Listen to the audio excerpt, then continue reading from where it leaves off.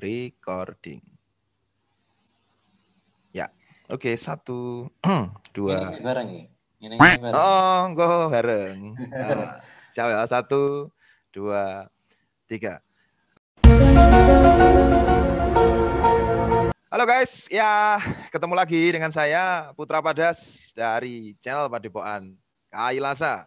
Kita kembali lagi di program Ngopi Berantem. Ngobrol ke pikiran bersama dengan teman.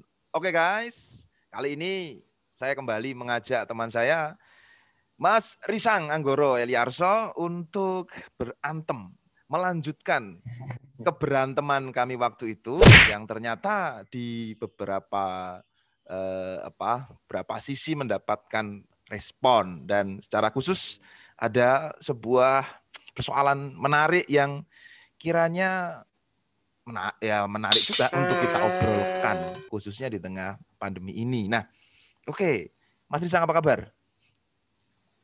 Baik Mas Riko, baik banget. Walaupun sekarang saya sedang isolasi mandiri nih. Oh, sempat ada kontak?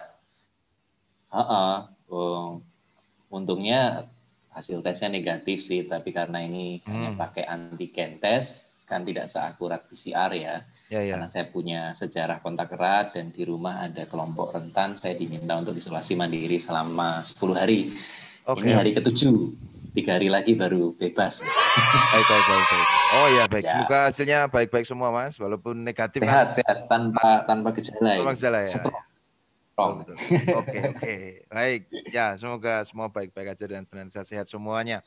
Nah, Mas Risang, beberapa waktu lalu kita pernah ngobrol tentang agama dan teori konspirasi ya.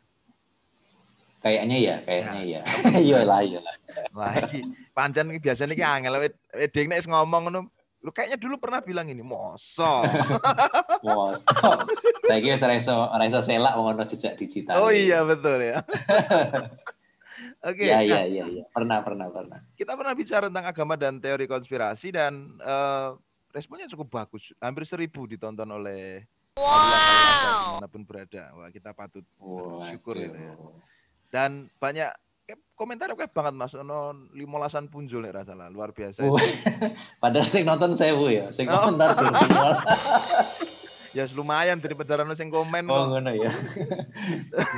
Tetapi maksudnya komennya beberapa komen niku settingan ora kan ono to sing modele YouTuber itu settingan ben ketok engagement-nya tinggi. Iki ora ta ya, ora. Aja seru-seru ngono.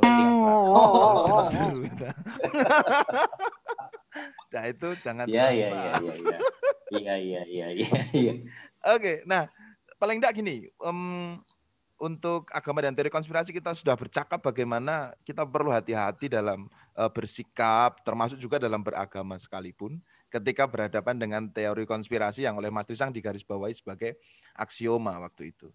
Artinya di akhir kita menarik kesimpulan bahwa agama pun perlu berhati-hati dalam arti cara beragama. Jangan sampai kemudian menjadikan agama itu sebagai sebuah aksioma yang bebas kritik, yang lalu seenaknya sendiri, yang tertutup, yang nggak mau terima masukan, yang tidak mau bergerak secara progresif, yang walaupun agama sering memandang remeh teori konspirasi, tapi kalau agama sama juga bersikap arogan seperti itu, ya tak ubahnya agama menjadi semacam teori konspirasi. Nah, kayaknya kayak gitu ya Mas, waktu itu kita bercakapnya. Apa kleru ya kan? Kleru. Or less lah. Jadi agama itu teori konspirasi itu aksiomatis ya. Kalau dia aksiomatis kan dia lalu lebih, bukan hanya lebih, tapi semata-mata sifatnya a priori. Jadi dia tidak terbuka terhadap falsifikasi, terhadap contoh-contoh balik yang ditemukan. Nah itu kan jadi repot. Makanya kan kalau kita mau berdebat dengan orang yang mengugemi teori konspirasi jadi repot, karena mau ditunjukkan fakta sebanyak apapun karena dia aksiomatik ya nggak akan bisa diajak diskusi. Nah kalau agama lalu jadi seperti itu ya repot. Memang ada bagian-bagian dari agama, certain tenets of religion itu yang ya punya axiomatic like gitu ya, tapi semuanya lalu seperti itu ya repot, lalu nggak ada diskusi kan, nggak ada ruang diskusi begitu. Oke. Kayaknya gitu deh dulu. Ya baik, kira-kira seperti itu. Tapi Iki murang nyeruput kopi ya, lali. Oh iya. Oke, Bos. Padahal sudah disetting ada kopinya loh. Kalau sesuatu disetting itu ternyata malah kacau, itu natural ya hasilnya. Oh Oke, iya. kita seruput dulu kopinya, Bos, sebelum kita lanjut Ya, diskusi berikut ini. semoga kedengaran suara seruputannya. Siap. Mantap. Ya. Ya, oke Mas Trisang. Nah, kali ini kita mau melanjutkan pembahasan dengan tema konspirasi itu dalam sebuah pembahasan yang berkembang, tapi harapannya lebih dalam lagi terkait konteks saat ini. Tetapi sebelum ke sana, kita mau coba kok YouTuber kalau merespon komentar gitu. Wah, ini ada satu pertanyaan, Mas, dari Bung Raihawu, ya, Bung Raihawu. Tak screenshot ini, jadi kita iya bener Raihawu. Bung Raihawu menanyakan demikian. Halo Bung atau Bang berdua, terkhusus bagi Pendeta Risang yang sangat tajam mengupas segala yang dibicarakan. Cie. Waduh. Pertanyaannya begini. Kalau teori konspirasi disejajarkan dengan aksioma, apakah tujuannya menciptakan logika mistika terkhusus bagi Pendeta Risang? Ayo, sekali lagi ya. Kalau teori konspirasi disejajarkan dengan aksioma, apakah tujuannya menciptakan logika mistika? Biar Mas Lim menjawab. Waduh, saya malah belum berani menjawab dalam hal ini ya, Mas Eko, karena kan orang memahami mistik itu kan macam-macam ya. Ada sebagian besar orang yang melihatnya secara sangat peyoratif, melihat bahwa pemikiran mistik itu kan hal-hal yang pra-saintifik, bahkan non-saintifik. Ada yang seperti itu. Tapi kan semakin banyak teolog-teolog baik di kalangan Kristen maupun Islam yang lalu melihat bahwa mistisisme itu adalah bagian dari corak spiritualitas yang sebetulnya baik begitu ya.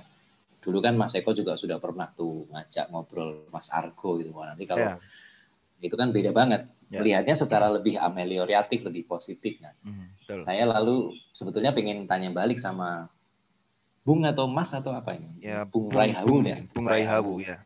Mungkin nanti bisa diketik lagi biar engagement-nya channelnya Mas Eko itu semakin banyak gitu kan. Itu sebetulnya logika mistika ini apa gitu? Apakah yang pertama tadi yang lebih ke sifatnya peyoratif atau bagaimana gitu? Jadi kita harus sepakat dulu nih.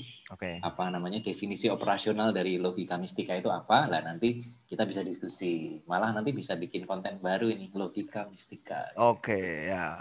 Menarik. Collab-nya nanti bertiga sama Bung Raihawu kan. Oh, sama Raihawu. Bung Raihawu. Papat berarti ya. Wah iya, keroyokan nanti. Keren itu nanti. Gitu ya. Baik, oke, baik. Begitu Bung Raihawu, terima kasih atas pertanyaannya dan ada pesan dari Mas Trisang. Silakan di video ini, yang video sedang kami buat ini, Anda panjenengan bisa menuliskan apa maksud panjenengan, maksud saudara tentang logika mistika ini. Apakah yang bermakna peyoratif atau sesuatu yang lebih apresiatif yang tadi disampaikan? Apakah sesuatu yang dianggap pra-saintifik sehingga mungkin agak diremehkan atau dipandang sebelah mata, atau sesuatu yang kemudian dianggap positif sebagai suatu jalan hidup yang sah untuk menghadapi realita kehidupan misalnya. Nah, monggo nanti logika mistikanya seperti apa, dan Mas Trisang sudah tadi mengatakan siap membuat konten baru tentang logika mistika dan bisa dikeroyok konten nanti. Baru Mas Eko bukan saya. Saya kan cuma tamu. Oke, tamu tapi modal pakai kuota sendiri ya, ini kami saya tidak memodali. Iya, luar biasa ya, saya. Oke, lanjut ya supaya tidak boros kuota. Oke Mas Trisang, nah berkaitan dengan teori konspirasi itu, kemudian akhir-akhir ini ada yang mengait-ngaitkan bahwa pandemi COVID-19 ini juga sebagai salah satu bentuk dari konspirasi.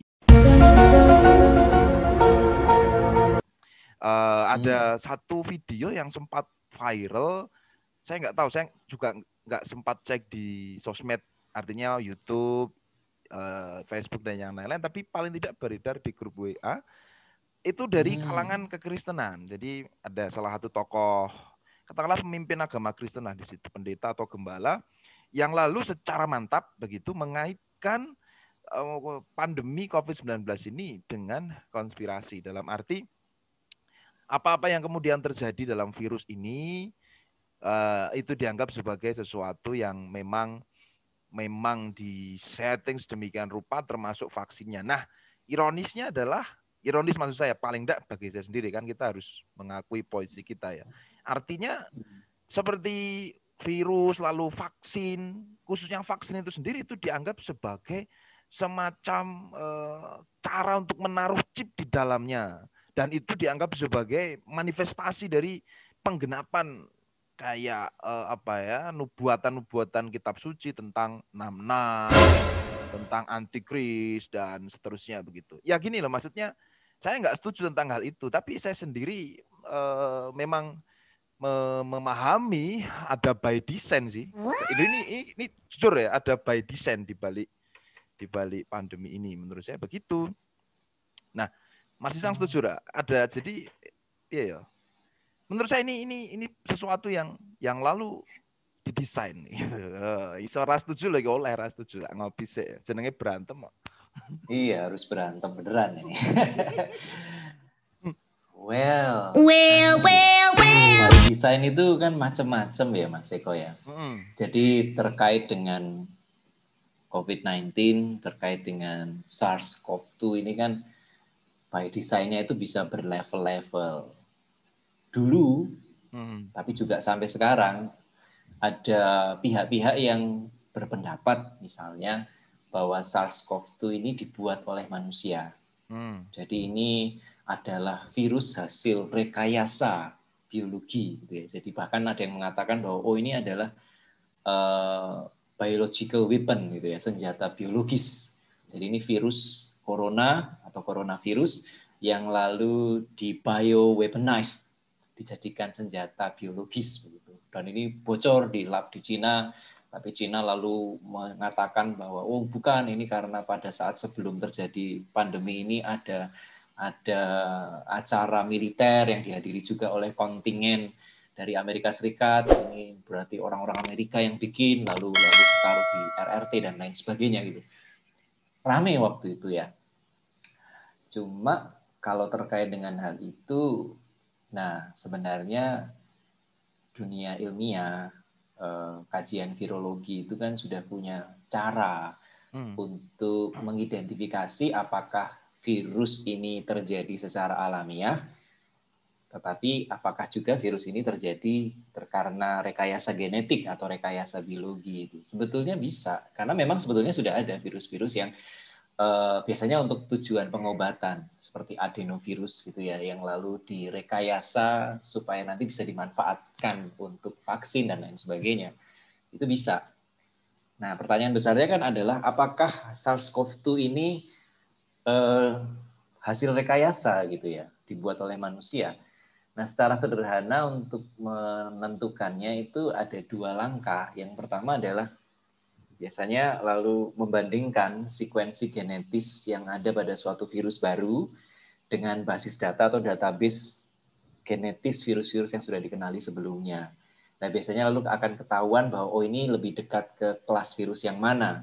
Dan kalau semakin dekat dengan virus-virus yang alamiah, ya mungkin ini semakin besar kemungkinannya terjadi karena mutasi yang alami, bukan karena rekayasa. Karena kalau rekayasa itu lompatannya nanti akan jadi ganjil gitu. Tapi kalau sangat dekat dengan kelas virus yang sudah ada, ya kemungkinan besar ini karena mutasi dan seleksi yang alamiah.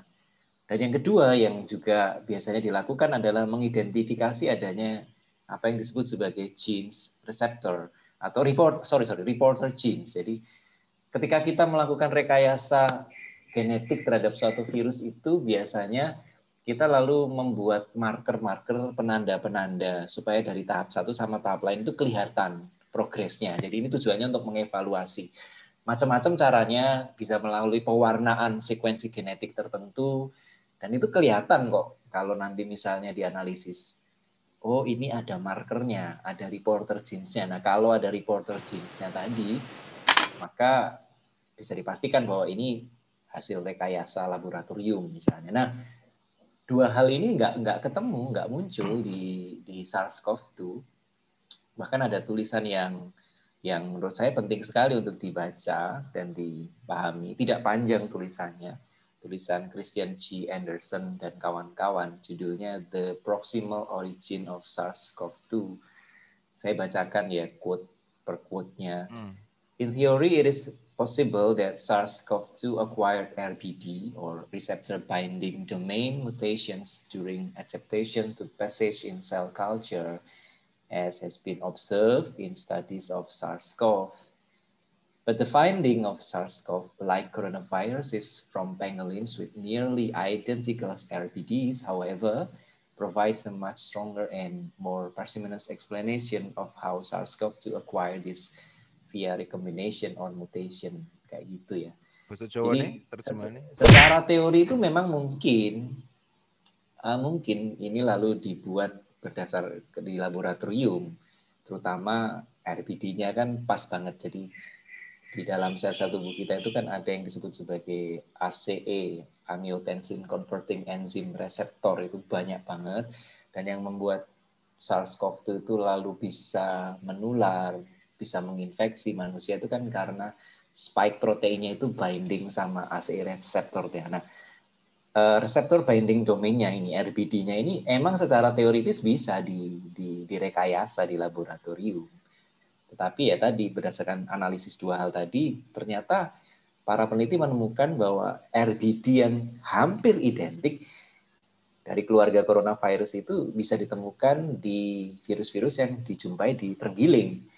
Jadi lebih mudah menjelaskan bahwa virus yang di terenggiling ini yang mengalami mutasi secara alamiah sehingga lalu bisa klik sama sel manusia. Itu lebih masuk akal. Oke. Nah, sekarang begini. Artinya aku mau melihat ini Mas, supaya kita ya kita berpikir kritis, tetapi termasuk juga kan sains kan basicnya kan kritis, empiris kira-kira begitu ya. Nah, tapi kan sains sendiri juga perlu dikritisi kan, mereka juga punya pola pikir tertentu yang pada titik tertentu mungkin tidak bisa menjawab, lalu harus ada perspektif lain. Itu kata Thomas Kuhn, artinya sains tidak boleh begitu arogan, walaupun mungkin orang-orang akan mengatakan bahwa terkait dengan virus ini saintis masih punya perangkat untuk menjawab, menjelaskan. Oke, begitulah. Cuman bagaimana kalau kita kaitkan dengan teori konspirasi, misalnya katanya Burju, jadi kan orang-orang berpandangan bahwa lah ini oke, sadarkan fakta ini itu, cuman kan pendanaan penelitian dan seterusnya, apa-apa yang berbau dengan akademik ini juga tidak pernah lepas dari kapital ekonomi juga gitu loh. Nah, orang-orang yang bisa berpikir juga, dan bagi orang tertentu kan yang memahami ini kan bisa logis juga bahwa ya data-data itu memang mungkin sudah dikondisikan untuk memberikan suatu penjelasan yang memadai bagi orang-orang yang sekarang ini memang sudah sangat percaya pada sains sebagai sebuah jalan hidup dan solusi hidup. Nah, piye Mas kira-kira ini Mas? Ayo. Bagi saya ada dua catatan ya. Nah, Jadi kalau kita pakai pendekatan post strukturalis, gaya-gaya seperti Michel Foucault yang lalu melihat kaitan tautan antara kekuatan dengan produksi pengetahuan misalnya, juga tadi Pierre Bourdieu gitu ya. Itu sah-sah saja sih menurut saya Mas Eko. Lalu orang melihat bahwa apakah kita perlu juga memiliki keterbukaan terhadap penjelasan alternatif. Oh ya, penting itu. Saya pikir itu sah-sah saja secara epistemologis ya.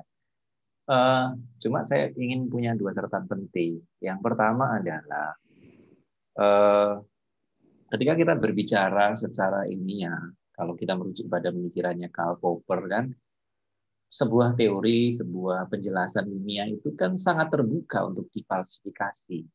Nah, bagi saya cara yang paling efektif kalau memang Anda ingin atau teman-teman ingin menunjukkan bahwa virus ini misalnya human made atau by design, ya tolong difalsifikasi aja yang hasil ya temuan the proximal origin of SARS-CoV-2 tadi. Mereka terbuka kok kalau misalnya nanti lo enggak, ternyata kami menemukan reporter genes-nya ada. Anda salah nih nyarinya karena Anda cuma fokus pada fluoresensi misalnya, tapi ternyata kami menemukan ada indikasi reporter genes. Itu pasti semua bangunan teoretik itu akan runtuh dengan sendirinya ketika sudah difalsifikasi. Jadi monggo, itu bisa dilakukan. Nah, ironisnya kan adalah kecurigaan semacam ini justru tidak terbuka pada falsifikasi karena bagaimana mau memfalsifikasi seperti itu gitu kan. Ini kan memanfaatkan ruang kosong. Jadi ini sering dibilang sebagai argumentum ad ignorantiam. Jadi argumen yang dibangun dari ada ruang kosong penjelasan ya kita memanfaatkan ini kan belum tentu gitu. Ya. Kayak gitu kan repot. Ya. Bagaimana memfalsifikasi yang belum tentu tadi? Itu agak repot. Jadi secara epistemologis nanti nggak berimbang karena yang satu lalu terbuka untuk difalsifikasi, yang lain kayaknya nggak bisa difalsifikasi karena cenderung a priori gitu kan. Repot gitu. Kecuali kalau dua-duanya lalu berdiri bermain. Nah kalau pakai bahasanya Bourdieu menggunakan aturan main yang setara gitu ya, baru-baru oke argumentasi atau diskusinya. Itu catatan pertama yang lebih sifatnya menurut saya epistemologis, filosofis, abstrak gitu ya. Tapi yang kedua mungkin saya ingin lebih hal yang praktis ya. Pandemi COVID-19 ini kan membutuhkan penanganan epidemiologis dan medis yang proper ya. Nah, saya agak khawatir dengan diskusi semacam itu, pandangan semacam itu justru bisa membuat orang tergiring untuk meragukan seluruh bangunan upaya penanganan secara epidemiologis dan medis yang saintifik karena orang lalu sudah sangat curiga pada segala sesuatu yang ilmiah karena menganggap wah ini demi keuntungannya rumah sakit nih, demi keuntungannya yang punya vaksin nih, demi keuntungannya ini nih, lalu saya nggak mau divaksin nih, saya nggak mau pakai masker nih, wah itu jadi chaos nanti ya secara epidemiologis ya. Jadi agak hati-hati. Saya terbuka pada kemungkinan bahwa oke, kita diskusi oke lah kalau bahwa mungkin saja ini ada pengaruh power untuk memproduksi pengetahuan gitu kan. Orang-orang post-call tahu soal itulah gitu ya. Tapi nek wong Jawa ya ngono ning aja ngono. Dengan dua catatan tadi itu. Yang terutama malah yang kedua Mas Eko.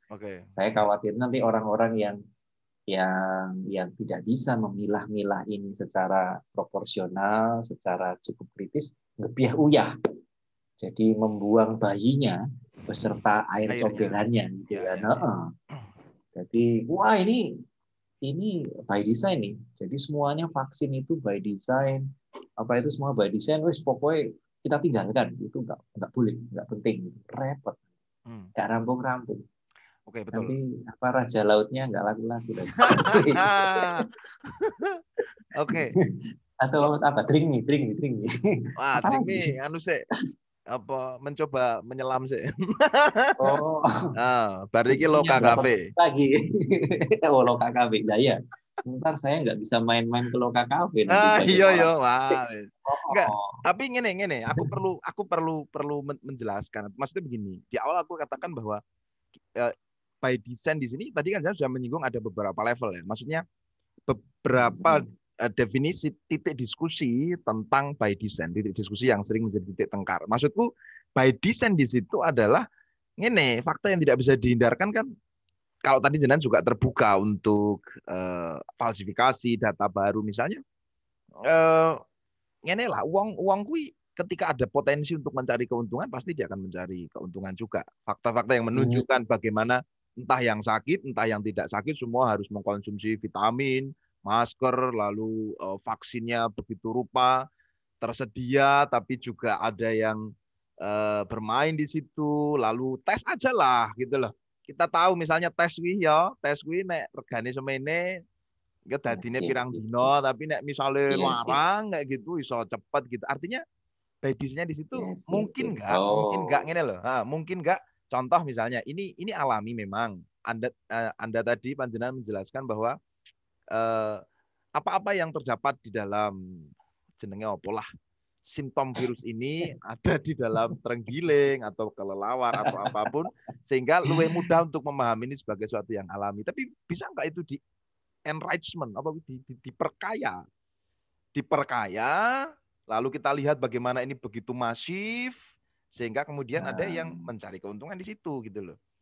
Nah, menurutnya orang mungkin. Jadi memang alami, tetapi diperkaya. Oke, gini ya guys. Jadi tadi yang aku perlu sampaikan juga karena yang terakhir aku juga setuju dengan Mas Trisang bahwa ya kalau malah input baru bagi Mas Risang. Berbahayanya pikiran tadi yang tak sampaikan adalah contoh orang lalu tidak mempercayai segala macam yang berbau saintifik begitu, dan itu berbahaya karena aku pun meyakini bahwa ini kan sudah ada di sini, virus ini sudah ada di tempat kita, bahkan kemarin aku juga harus isolasi gitu. Dan kita melihat dulu jauh tapi orang di sekitar kita akhirnya Mas Eko juga pernah isolasi ya? pernah isolasi aku. Wah, Artinya sama Bos, sama Bos. iya sama. Itu real, itu real. Gimana? Waktu itu juga apa? Antigen juga waktu itu? Itu antigen. Iya rasanya diogrok-ogrok. Wah itu, wah Jan, karo Mbak E loh, karo Mbak E. Mbak E kau udah pernah ini rapid antigen Sok sebelumnya? gitu. Belum Iya. Mbak. Oh ya, gimana tuh Mbak nanti Mbak? Oh nanti itu ditahan aja itu. Cuma kayak di ini kayak kemasukan air. Masuk serut. Wah, gua. Aduh. Aku sampai sengirang sini loh, Mbak sebentar tak. Iki aku harus ambil nafas atau gimana? Nanti segera selesai. Lah gak ada jaluk waktu loh iki. Langsung sok gua.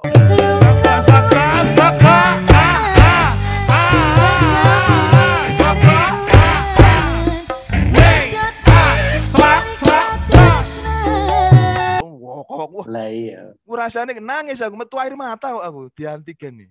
Gelelenge kau ini metu air mata di antigen nih. Oke, balik ke Lah tadi ya. iya. Balik ke Aku mau. ya Oh, piye tanpa jenengan? gejala kan. Justru Ah. ketika setelah di ogro-ogro aku bergejala. Setino irungnya rasanya meler terus. Malah Jadi bergejala meler. Soalnya gejala dok. meler. Ya ogro-ogro Jan. Wah. Ya Oke. ya. Nah, saya sendiri pun mengalami hal itu, sempat berinteraksi, harus isolasi dan itu real nyata. Maka penanganannya ya memang wis real ya, ayo berjuang dengan tadi Mas Rizal menyebutkan perspektif epidemiologi yang diperlukan. Cuman tadi loh, ada by design-nya itu adalah ini alami, di enrichment, diperkaya, lalu digunakan untuk komoditi tertentu dan gue faktanya oke Mas. Kalau di dalam hal itu Iya. mungkin Mas Disang juga bisa melihat sendiri fakta-fakta orang yang mengambil keuntungan dan itu tidak hanya sporadis kayak wingi masker gorong pleu dadi 250 pemainnya wingi bakul kacang saiki bakul masker ora lho iki ya perusahaan transnasional loh gitu loh piye Mas. Iya, dalam hal itu memang sih harus diakui ya. Cuma tadi kata-kata enrichment itu perlu diperjelas ya. Jadi kan orang bisa aja punya persepsi, jangan-jangan ini virus alami yang lalu bisa mengikatkan diri pada ACE reseptor manusia, terus ini dimodifikasi sehingga menjadi lebih menular. Nah, enrichment-nya bukan kayak gitu, Bos. Gitu ya. Sejauh ini temuannya tidak mengindikasikan seperti itu. Kalau Anda tidak setuju, monggo silakan bikin penelitian dan falsifikasi saja yang semacam itu. It is open to be debated gitu ya. Tapi enrichment-nya mungkin yang saya tangkap dari Mas Eko adalah bagaimana ada pihak-pihak, dan ini bukan pemain-pemain kecil, tapi pemain-pemain besar yang lalu memanfaatkan ya, bahkan memanfaatkan temuan ilmiah itu sendiri untuk menangguk keuntungan secara tidak etis. Saya terbuka pada yang semacam itu. Dan kita perlu kritis terhadap hal yang semacam itu. Ya contohnya nih, dengan sangat hati-hati kita harus juga tidak lalu ad hominem ya, menyebut langsung. Misalnya usulan untuk ada vaksinasi mandiri gitu kan. Itu kan perlu dikritisi. Kenapa? Karena sejauh pengetahuan saya, nanti teman-teman bisa mengkritik ya. Sejauh pengetahuan saya, vaksin itu kan tidak bisa dibeli oleh institusi lain selain negara.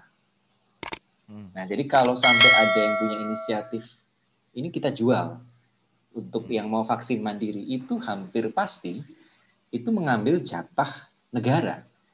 Nah, padahal kalau di negara kita kan sebetulnya sudah ada komitmen yang sangat baik dari pemerintah bahwa vaksin ini diberikan secara gratis. Gitu kan. Kalau ada institusi selain negara yang lalu mewacanakan untuk menjual bagi mereka yang mau vaksinasi mandiri, nah itu hampir pasti dia mengambil jatah dari negara yang seharusnya diberikan secara gratis kepada warga negaranya.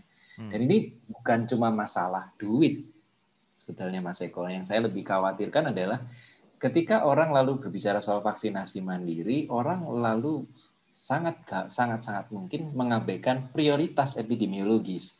Nah, prioritas epidemiologis itu kan sebetulnya ada. Jadi vaksin ini kan diproduksi secara terbatas dalam jangka waktu yang sekuensial gitu kan. Jadi ini ada gelombang 1, gelombang 2 dan seterusnya.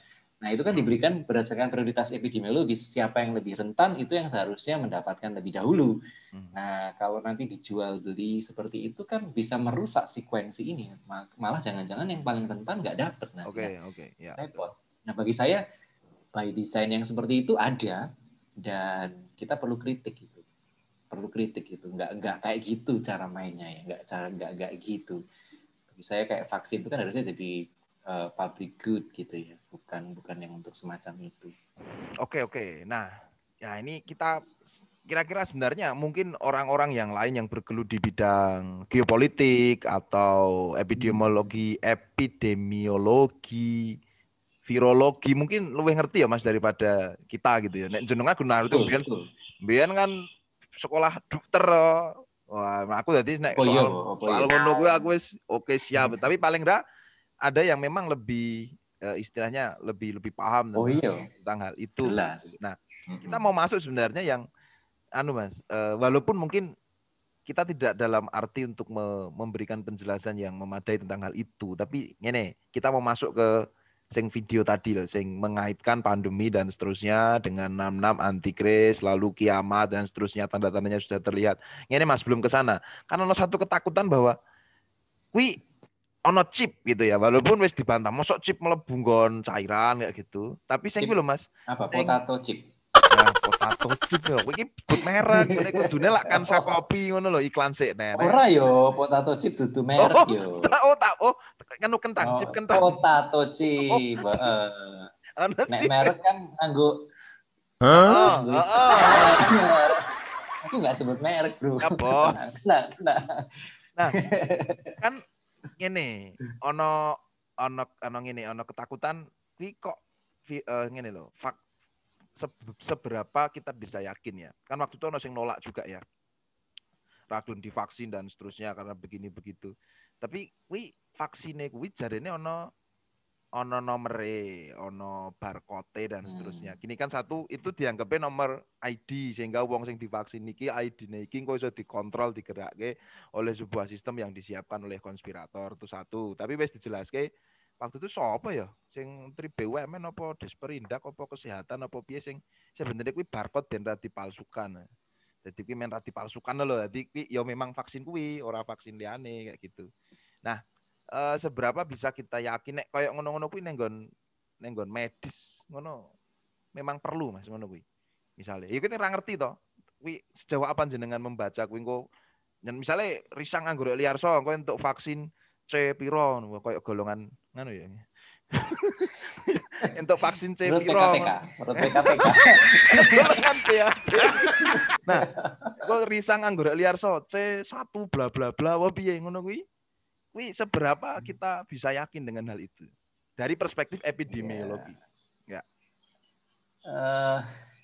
Ya, saya setuju dengan Mas Eko tadi bahwa seberapapun kita pernah belajar dan lain sebagainya, sebenarnya kan kita bukan pakar epidemiologi ya, bukan pakar virologi, juga bukan orang yang bergelut di bidang vaksinasi ya. Jadi sebenarnya kredensi akademisnya nggak ada. Tapi ya mari kita diskusi sejauh sepengetahuan kita dengan sebertanggung jawab mungkin. Saya sempat sih Mas nyoba nonton video yang tokoh agama yang tadi dengan cerita di awal tadi ya. Itu ya. Dia memang secara spesifik menyoroti vaksin dari satu perusahaan Inovio Pharmaceuticals gitu ya. Vaksinnya itu Inno 4800.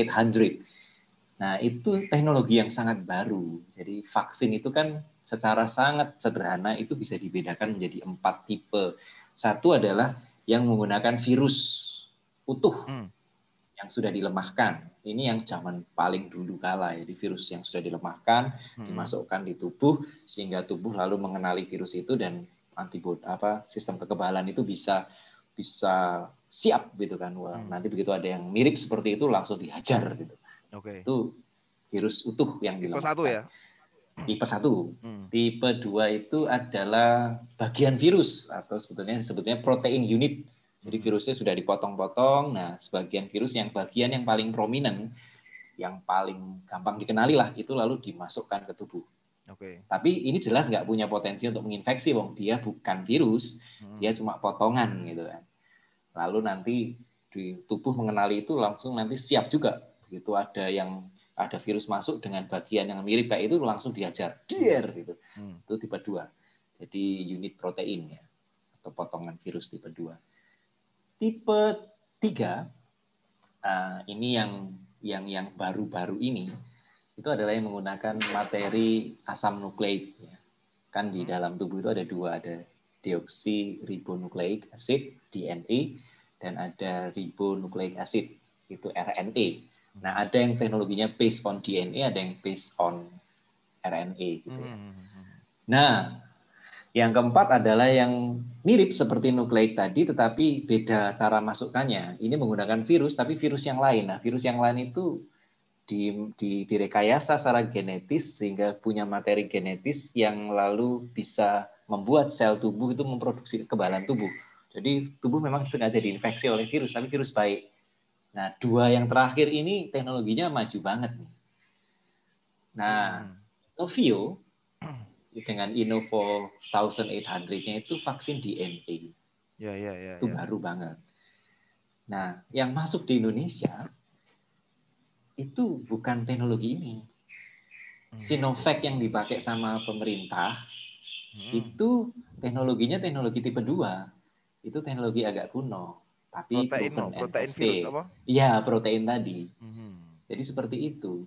Dan Pfizer dan Moderna itu pakai RNA, bukan pakai DNA. Nah, kalau yang dihebohkan kan Inovio. Betul. Nah, Inovio ini memang jadi heboh karena caranya juga keren gitu ya. Kalau vaksin yang lain itu cuma disuntik, cus, gitu masuk. Gitu ya.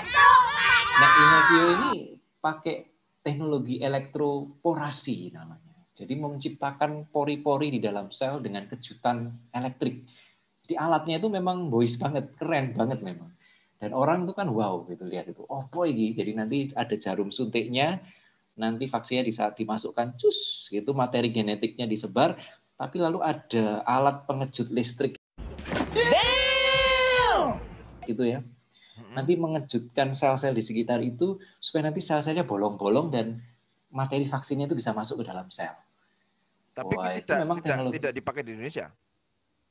Itu belum ada kayaknya. Indonesia belum punya itu. Saya baca maksudnya tidak pesan yang itu. Tidak pesan ya. Mungkin ora cukup duitnya, larang ini. Larang. Jadi aku waktu lihat itu, wah ini Indonesia nekake ini keren banget karena ini susah banget ya, karena alatnya itu sangat terbatas gitu kan. Jadi untuk yang Pfizer dan Moderna aja Indonesia kesulitan untuk distribusinya karena harus sangat rendah suhunya, dan Indonesia kan negara kepulauan ya. Jadi ketika orang dulu protes kenapa sih kita pakai Sinovac gitu kan ini teknologinya lama, juga RRT yang bikin dan lain sebagainya. Tapi sebetulnya ini yang paling realistis buat kita gitu. Karena dia yang low maintenance ya, gampangannya kayak ngono, ora angel. Jadi suhunya juga perlu suhu rendah tapi nggak terlalu rendah. Jadi kalau mau dikirim ke seluruh wilayah itu masuk akal. Mungkinnya harus pakai Pfizer sama Moderna kangelan, nah neo nekake Inovio gitu. Oke Mas Wah, Rizal. itu Jadi gini. Tapi yang soal microchip tadi, microchip tadi Inovio nggak pakai chip. Oh. Bukan chip itu. Kuwi terus nek sing dinomeri kuwi memang biasa ya, dinomeri vaksin iki. Oh ya sudah biasa. Biasa ya. Sudah biasa lah, jenengan mundut mundut di Indomaret itu kan sudah pakai barcode toh ya. Ya toh? apa terus dong lebokke diketik ini kan ya ora toh. Oh kok malah muni Indomaret ya? Enggak boleh, aduh. Ora le soal kuwi kok di Indotit. Ora tapi gitu ya. Logikane lho. Lah iya toh, maksud tuku apa-apa nganggo barcode. Lah iya. Nganggo barcode ngono kuwi, obat-obatan ya ono barcode ngono toh. Lah iya, lah kan itu memudahkan orang. Jadi lalu itu bisa dikoneksikan dengan database tertentu gitu kan. Nah kalau ini soal vaksin kan nanti bisa diverifikasi karena itu pasti masing-masing vaksin itu masing-masing produk itu unik sehingga lalu tahu ini otentik atau enggak. Kan sederhana itu sebetulnya. Dan itu memudahkan, dan saiki wis ora zamane barcode, malah mungkin pakai QR code gitu ya. Gitu. Dan jenengan di HP itu Gojek, GoFood itu nganggo apa? QR code to ya. Ya. Betul. Nek soal ngono kok ora protes. Meneng banget ya. Gak usah tuku online po. Kan lucu gitu ya. Ya, oke. Nah, betul. Jadi ngono ya, maksudnya memang ya bagi yang artinya ketika video itu tidak dipahami lebih dalam dan tidak dipahami secara komprehensif, artinya video kuwi apa-apa sing domongke kan dicek neng urip. Kan podo. Memang ini Mas, salah satu AWD ngomong ke agama, religi, keyakinan itu memang wong ngomong kuwi harus terkonek dengan hidup neng sok-sok orang yang dikoneke ngono lho. Contoh lah, maksudnya AWD beribadah secara online ngene-ngene kuwi mempermasalahkan konek saben dina kuwi mau ojol, GoFood dan seterusnya ngono kuwi jalan terus gitu loh. Jadi koyo keagamaan kita kuwi malah terpisah banget ya nek agama ngene ning nek hari-harian yo cepet teknologi sing liya-liyane yo osek gitu. Artinya itu kan sama juga modelnya mungkin meh kita kayak si sovereign ya. Si sovereign kayak punya hidup di dua. Ya. Iki sing arep tak omongke mau. Dadi nek sing iki ngono banget, sing iki ngono banget padahal iki ro iki kan ngono ya ngono ning aja ngono kan. Jadi kan saling mempengaruhi sebetulnya toh. Jadi kayak tadi ketika itu dikaitkan dengan sesuatu yang wow, vaksin begitu ya, lalu ditunjukkan, ya pinter banget saya pikir pemimpin agama atau pendeta ini karena dia langsung nembak Inovio. Wah itu memang futuristik banget. Orang pasti wow, saya ingin ini tuh caranya vaksin. Itu membuat wow faktor gitu. Lalu dia malah, tapi lucunya bicara soal barcode yang sebetulnya itu sudah jadi bagian keseharian kita banget. Dan itu sudah agak ketinggalan karena QR code kan sebetulnya lebih maju satu generasi daripada barcode toh. Dan kita udah fine aja pakai itu untuk pesan makanan, untuk apa aja banyak gitu. Oke, dan dari video itu sih sing aku gawe apa ya, maksudnya rodo jengkel itu adalah ya enggak jengkel satu, padha jenengan. Pinter adalah dia mengaitkan dengan legitimasi religius yang lalu ada kutipan-kutipan Alkitab, walaupun ya kita kan saiki kulturnya tidak mengatakan ini salah itu benar, cuman bagi kita paling tidak penafsiran yang seperti itu tidaklah tepat. Artinya ketika ngono-ngono kuwi terus dikaitke karo chip 66, terus kiamat, terus ini apa-apa sing masuk seperti chip atau apa itu adalah koyo neng kitab suci bahwa nek ora enteng chip iki ora entuk bertukar dan seterusnya. Artinya ngene Mas, kuwi ket zaman abad loro kan wis ono. Nek salah Montanus yang pertama, maksudnya mengait-ngaitkan yang ngono-ngono kuwi, kiamat sudah dekat dengan bukti-bukti bunyi-bunyi teks Alkitab yang lalu dipahami secara eskatologis yang tidak tepat menurutku. Kuwi kan biyen sono dan bumbune ke sana kan. Maksudnya iki chip, iki DNA nggo ngene wis datang ini, sudah digenapi.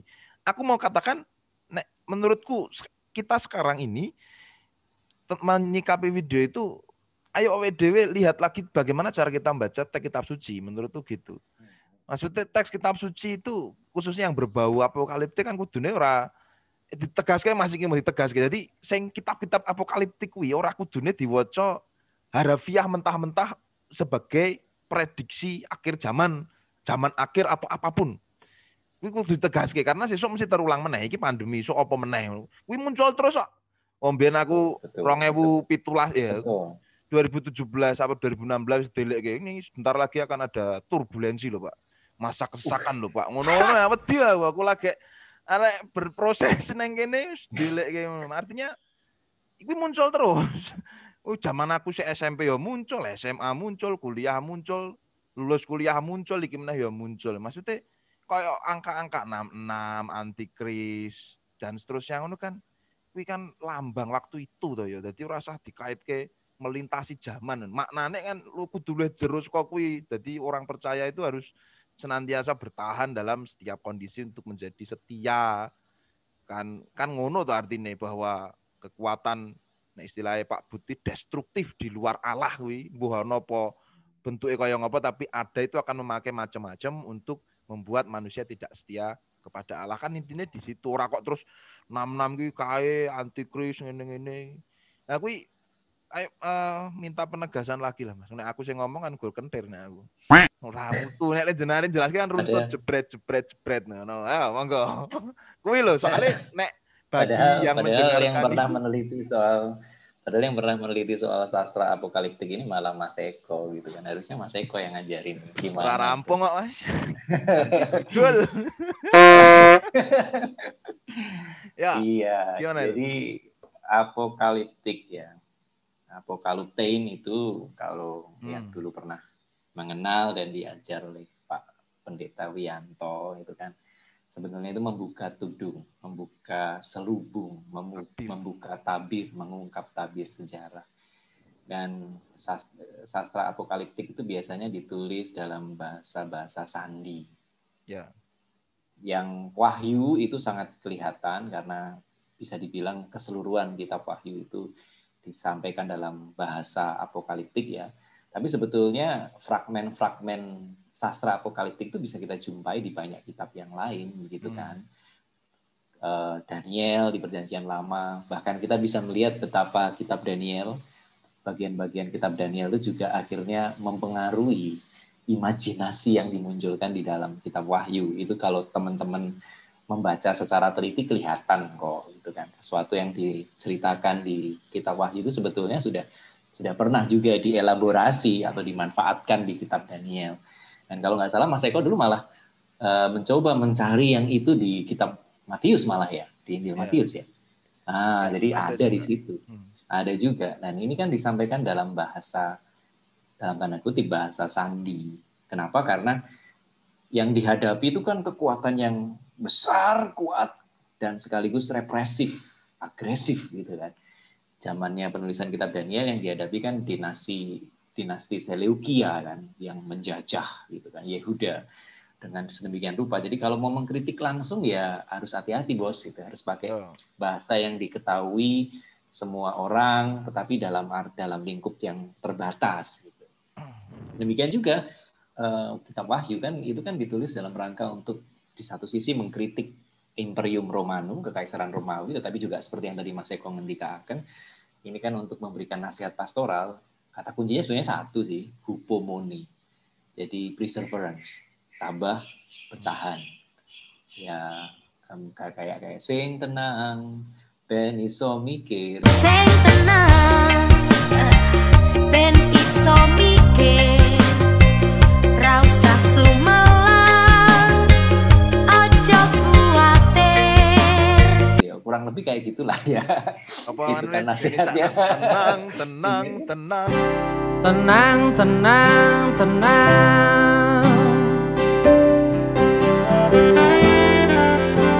Badai pasti berlalu. Rasa sambat sing ning benakmu tetap kuat no tak pikirmu. Lah ya waduh lah. Jadi intinya sebetulnya itu. Lalu disertai dengan analisis. Sebetulnya analisis kalau pakai bahasanya Mas Eko tadi analisis geopolitik atau analisis politik Romawi pada saat itu yang menunjukkan bahwa silih bergantinya ke kaisar itu lalu ada suksesi, ada intrik di dalam dan lain sebagainya, tapi disampaikan dalam bahasa sandi. Kalau mau dicari yang dekat dengan kita, nah ini sekali lagi juga merujuk kepada Pak Wianto. Pak Wianto dulu bagus banget, dia ngasih contoh itu Iwan Fals dengan lagunya Bento gitu kan. Nah itu kan apokaliptik itu. Namaku Bento, rumah rel estate, mobilku banyak, harta berlimpah, orang memanggilku bos eksekutif, pokok papan atas segalanya, asik. Orang tahu lah. Ya. Sebut namaku 3 kali, Bento. Siapa sih Bento itu? Bento itu kalau nggak Pak Harto. Nah iya, kalau nggak Pak Harto kan Tommy Soeharto. Ya. Nah, tapi coba seorang Iwan Fals pada saat itu mengkritik dengan namaku Soeharto, bablas langsung toh. Tapi intinya kan disampaikan dalam bentuk bahasa sandi. dan ditujukan untuk merespon situasi pada masa itu. Ditujukan untuk merespon pergumulan yang dihadapi oleh pembaca pertamanya. Seperti itu kan. Jadi kalau ini lalu ditarik begitu saja, jadi pertama ketika lalu dimaknai secara harfiah sudah masalah. Wong ini bahasa sandi. Ya kan? Itu kan sama seperti memperlakukan lagu bento terus mencari. Sakjane Iwan Fals duwe kanca jenenge Bento ora to? Terus dipas-paske ketemu, wah iki ana wong jenenge apa? Beni Tosaji apa sapa gitu. Beni Tosa apa wah iki Bento kan ya enggak gitu juga kali Bos. Itu kan. Jadi ketika dia dimanfaatkan dimaknai secara harfiah udah ada masalah gitu. Yang kedua, ketika pemaknaan harfiah itu lalu menggunakan ini sebagai semacam kitab ramalan gitu kan. Ramalan yang seperti Nostradamus dan lain sebagainya. Ini semakin bermasalah lagi karena sebetulnya dia kan sedang merespon situasi yang terjadi pada masa itu. Lalu apakah ini tidak bermanfaat buat kita sekarang? Saya pikir sangat bermanfaat. Ketika kita sedang menghadapi Great Tribulation, tripsis bahasanya ya kalau dalam Wahyu, Great Tribulation, jadi pergumulan dan bencana besar, ya pesannya tetap bunyi. Ya. Dalam menghadapi COVID-19 bagi saya juga akan mengulang hupomone. Tabah, reserve, kuat. Ya. Tabah, kuat, setia, bakoh gitu. Walaupun ini nggak mudah gitu. Kan penulis kitab Wahyu kayak gitu, dia nggak lalu berusaha memperhalus sejarah. Dia menunjukkan betapa banyak yang mati, betapa banyak jadi korban. Dia fair gitu kan. Dan mereka masih bahkan digambarkan bertanya kapan kami akan dibalaskan. Jadi ada perasaan jengkel, marah itu ada disampaikan oleh. Jadi itu diakui. Tapi lalu akhirnya pesannya hupomone. Kenapa?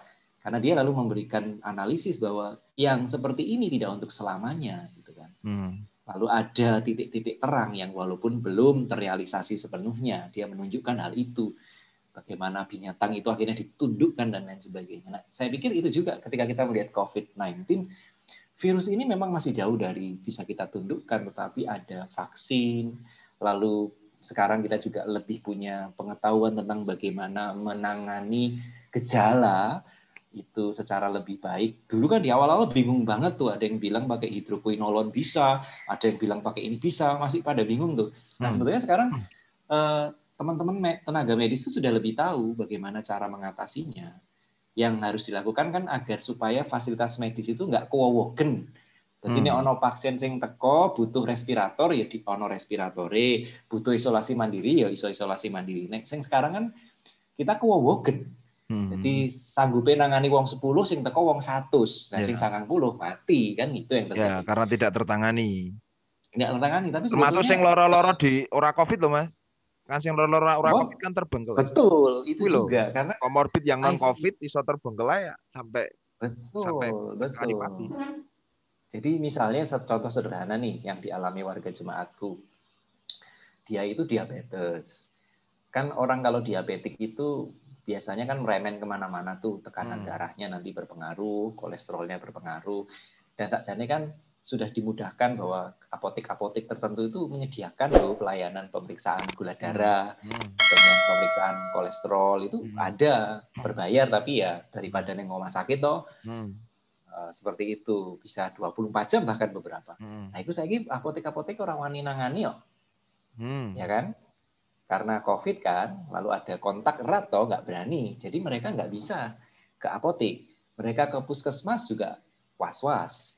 Ke rumah sakit juga takut, sehingga akhirnya mereka tidak terdeteksi dan setelah parah baru lalu ditangani. Dan ada nuwun sewu, ada beberapa yang lalu kapundut gara-gara itu. Dia tidak COVID, tetapi karena fasilitas medis kita sudah kewowogen, sehingga lalu dia tidak tertangani dengan baik, sehingga akhirnya tidak terselamatkan. Nah itu yang jadi masalah. Tetapi kembali lagi ke apokaliptik tadi ya Mas ya, bagi saya kita tetap melihat ada titik-titik terang gitu ya, yang lalu membuat kita, ayo kita bertahan, kita preserve, kita punya pengharapan, itu penting. Dan di level selanjutnya bagi saya, sastra apokaliptik ini juga bisa kita pakai untuk mengkritik. Ya tadi itu si ular tua yang sekarang manifestasinya adalah orang-orang yang oportunistik, kalau pihak-pihak oportunistik baik di level lokal, nasional maupun transnasional yang memanfaatkan by design tadi. Ya. Situasi ini lalu dimanfaatkan untuk menangguh kapital dan lain sebagainya. Nah, itu yang harus kita lihat sebagai embodiment of ular tua yang lalu dihajar di kitab Wahyu. Bagi saya seperti itu. Jangan lalu lihat soal barcode-nya, soal chip-nya gitu.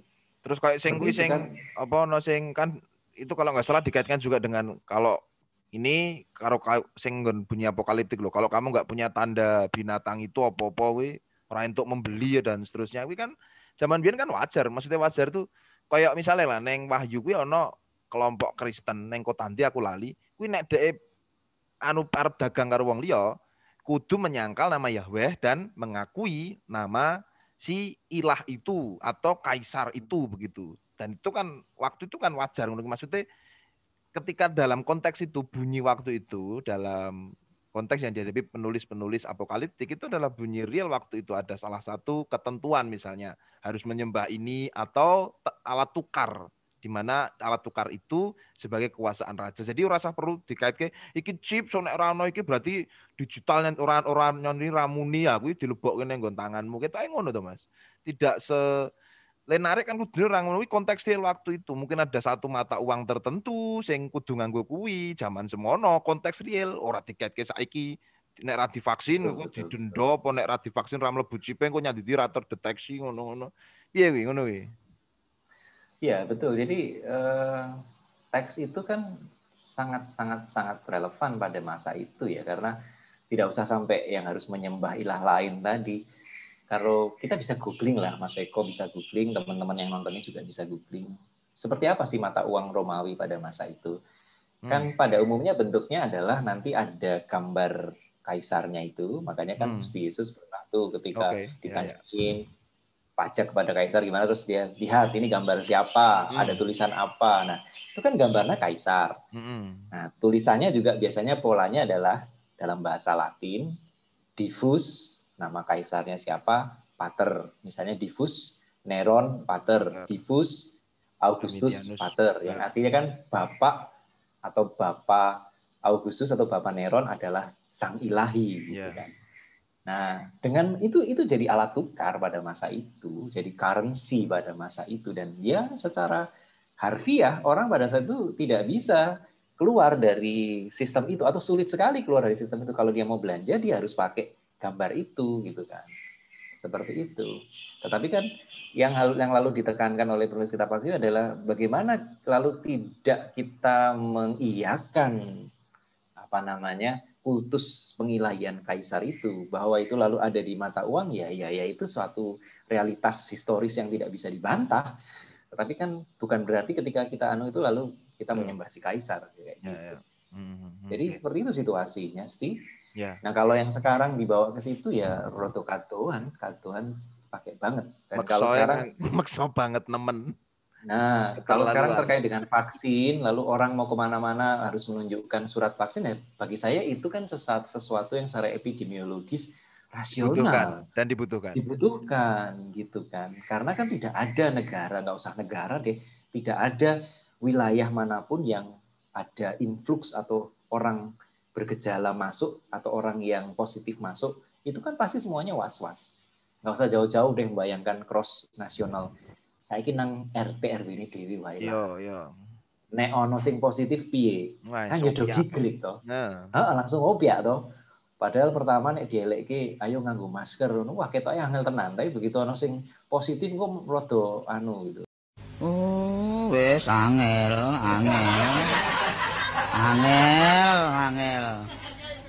Angel temen tuturamu.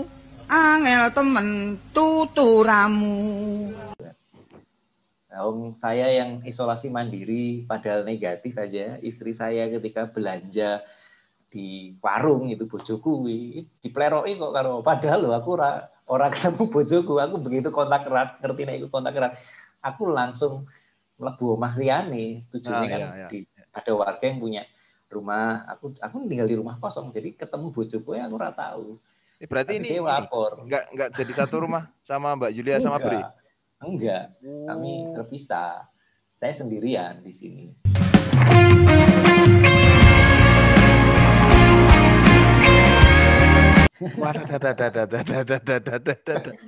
Oke. Aku belonjo wae ning warung wis dipegeliki karo wong. Nah kan ada, itu kan lalu jadi masuk akal ketika lalu orang itu sudah divaksin, lalu orang itu punya surat bebas COVID, kan itu memberi rasa aman buat orang lain yang ingin berinteraksi dengan dia. Ya wajar toh, nggak usah dicari, nggak usah ditarik-tarik sampai jauh banget gitu ya. Dilihat aja buat yang dekat-dekat seperti itu. Okay. Nah yang jadi masalah adalah ketika itu lalu dikapitalisasi, lalu dimanfaatkan secara nggak benar, itu yang by design yang jadi masalah gitu. Oke, baik Mas. Iki ketoke wis rada suwe guys, pantes gitu ini diakhiri. Kira gawe enggak atau enggak kesimpulan saya ya. Kok judulnya iki kiamat sudah dekat, konspirasi di balik virus dan vaksin.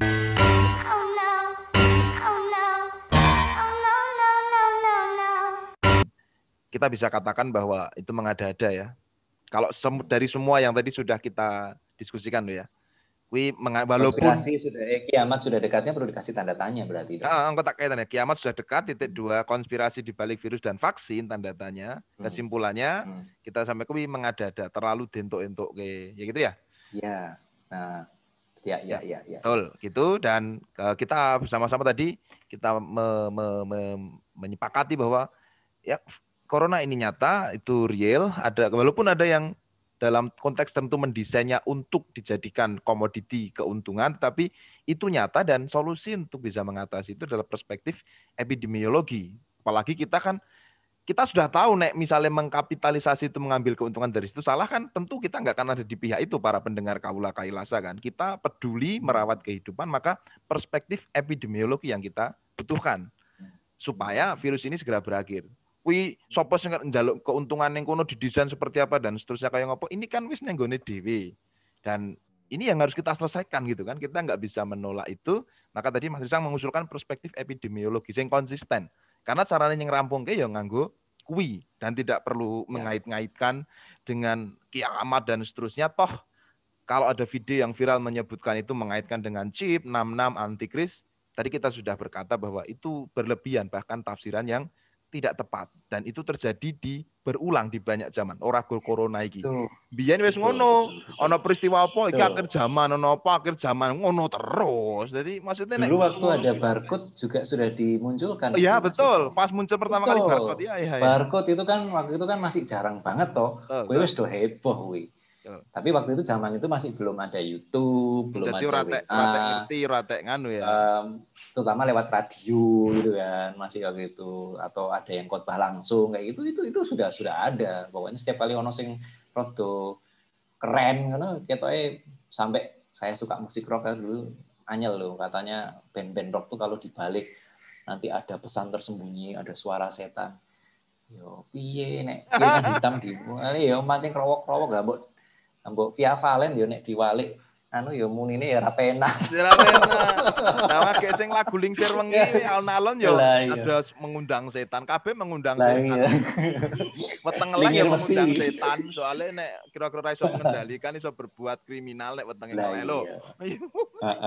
Lingir mesti. Oke, kira-kira begitu guys, teman-teman. Matur nuwun sangat Mas Risang, dan sebelumnya minta tolong berkenan untuk mempromot channel ini supaya teman-teman pada subscribe. Karena tak ngomong. Iya. Ini harus apa lagi nih untuk closingnya nih? Ya wis, jangan lupa subscribe ya guys channel Padepokan. Oh iya. Oke. Tengok Ramuni. Wis lali ya, wis tidak terlalu sering diajak collab sih ya. Awang iki malah promosi. Iya. Oke teman-teman, kita sudah sampai di penghujung obrolan kita, dan ya tentu akan keren kalau teman-teman lalu kasih like dan subscribe gitu ya untuk support channel ini, karena Mas Eko punya komitmen untuk share hal-hal yang ya positif lah, jenaka, tetapi juga informatif dan edukatif, dan tentu saja membangun gitu ya. So like and subscribe. Oke. Thank you, terima kasih teman-teman. Makasih Mas Trisang. Semoga senantiasa sehat, baik-baik saja semuanya. Isolasi segera selesai dan semoga corona ini juga bisa segera selesai atas kontribusi nyata kita memutus mata rantainya dengan perspektif epidemiologis yang 3M itu dilakukan. Ya. Itu sudah hal Pesan paling Ibu. Ingat pesan ibu, pakai maskermu, cuci tangan pakai sabun, jangan sampai tertular. Ingat selalu pesan ibu, jaga jarakmu, hindari kerumunan, jaga keluargamu. sederhana yang Pesan ibu. Ya, mencuci Maksudnya, tangan, menjaga jarak, memakai masker. Iya. Karena yang 5M barangnya Mas, menjauhi kerumunan terus apa? Ditambah. Ya, itu kalau bisa dilakukan itu sangat baik, tetapi kan kita tahu bahwa kalau yang 2M lagi yang belakang itu kan kadang-kadang Ya. orang-orang ya susah ya. Angel. Tapi Paling paling rata nggak 3M harus konsisten. Minimal. Minimal. Nek bisa lebih dari itu, jos. Oke. Baik, terima kasih semuanya dan sampai ketemu lagi di berantem kita berikutnya di acara Ngopi Berantem. Ngobrol ke pikiran bersama dengan teman. Seruput sih Mas. Yo, senadyan wis mentek. Iya, saya kok. Seruputan terakhir. Oke, matur nuwun, sampai ketemu lagi di Sami, acara sami, berikutnya sami. di Ngopi Berantem, ngobrol ke Berkat pikiran dalam. bersama dengan Ya, teman. Matur nuwun Mas Isang, ya. matur nuwun semuanya, matur nuwun.